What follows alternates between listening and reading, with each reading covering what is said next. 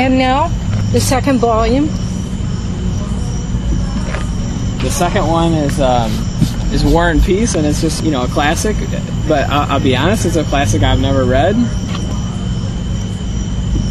I kind of looked at these less from what the book is about, what the author's purpose was about, any of that, and just took it from, when I hear these words, what do I think of? Right. So for me, it's sort of the hypocrisy of it. Like, we all, I think, in our greatest of self, want peace, but at the same time, we never seem to be able to avoid war. The human civilization has been around for how long, and we always strive for something better, but we always end up back at the same. So there's a hypocrisy here, and there you see the open sores on the human figure, which is a common element of your design. You see the little slogan here on the inside, right, and you see the kind of a texturizing or depth to the background, right, and then you see it kind of all splashed with looks like dried blood or some mud or something. Right. All right. So you can see the stylistic consistency there between these two pieces. You can tell they're a set. Sure, yeah. They work as a set. Right. It's, well, these images actually came from a 50s book. Yeah. And actually it was a pamphlet given out, I think, by a hospital, and it was called Cold Hard Cancer Facts. Cool. And so these were people who were treated with X-ray and radiation therapy before they really knew what they were doing. And this pamphlet was a warning of what can happen from this new technology that's supposed to save. So just terrible disfigurement by something that's supposed to help, And also we have the radiation burns from our weapons of mass destruction. Certainly. Radiation burns. Right.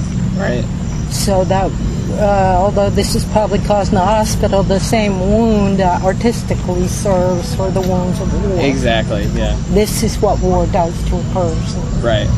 And he's wearing glasses that seems to be that he's a very peaceful person. He wears the peace sign, but it's almost like the slogan, waiting for the world to change. Like, as an individual, you feel very much like you don't have a lot of control. Looking at this part of him, they're supposed to be glasses, but they look like blinders, don't they? Right. They don't at all look like he can see out. That's very true.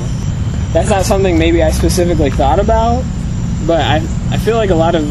they're like super opaque, Right. He says that he's peaceful, but maybe he's not. Like, blinded by the signs of peace. Right. And I think a lot of people will say that they want peace in the world, but they don't have peace in themselves. So it's like, it doesn't seem that the world can be at peace unless each person is at peace with themselves. Because so if there was peace all over the place, but you still had no peace, it couldn't get to you. Right, exactly, yeah.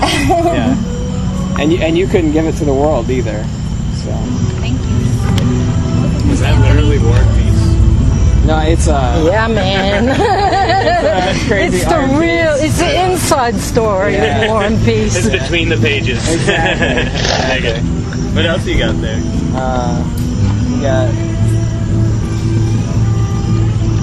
Tess. This is Lust. Oh, dig it. And Treasure Island. This is Greed. Yeah. Nice. That's so cool. Pretty wild.